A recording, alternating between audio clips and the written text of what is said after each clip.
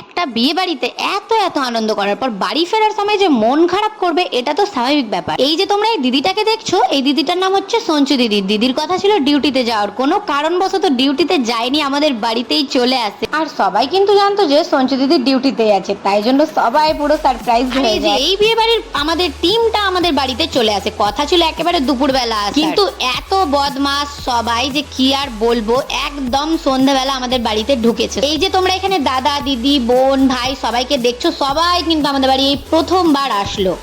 তো আমাদের বাড়িতে বেশ কিছুক্ষণ বসার পরই আমরা যাই একটু গান্ধীঘাটে ঘোরার জন্য। আমাদের ফারাক্কাতে মানে আমাদের বাড়ির আশেপাশে ঘুরতে যাওয়ার মতো জায়গা বলতে ওই গান্ধীঘাটি। সঞ্জয় দাদা, জেঠু জেঠিমা, বৌদি দিদি বোন সবাই আমাদের বাড়িতে এসেছিল, কিন্তু আমরা তাদের সাথে দেখা করতেই পারলাম না, এতটা খারাপ লাগছিল যে কিছু বলারই নেই। আমরা চলে যাই মিলন মন্দিরে একটু বসবো বলে। মিলন মন্দিরে গিয়ে ঠাকুরের দর্শন করে আমরা বেশ কিছুক্ষণ মিলন মন্দিরে বসেছিলাম। তারপরই আমরা যাই গান্ধীঘাটে।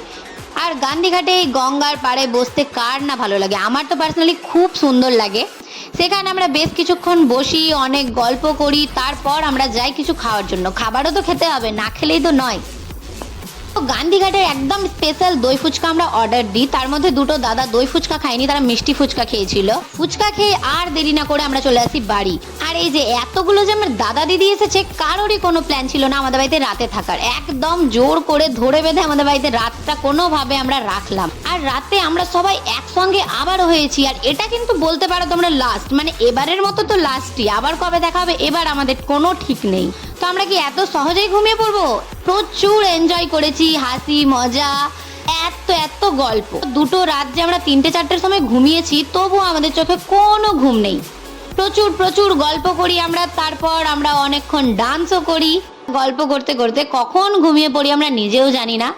প্রায় 4টের পরই ঘুমিয়েছি যতটা আমার মনে আছে। তো প্রচুরই এনজয় হলো এই বিয়েবাড়ি থেকে। তো চলো এই ব্লগটা এতটাই, দেখা হচ্ছে আবার নেক্সট ব্লগে। টাটা।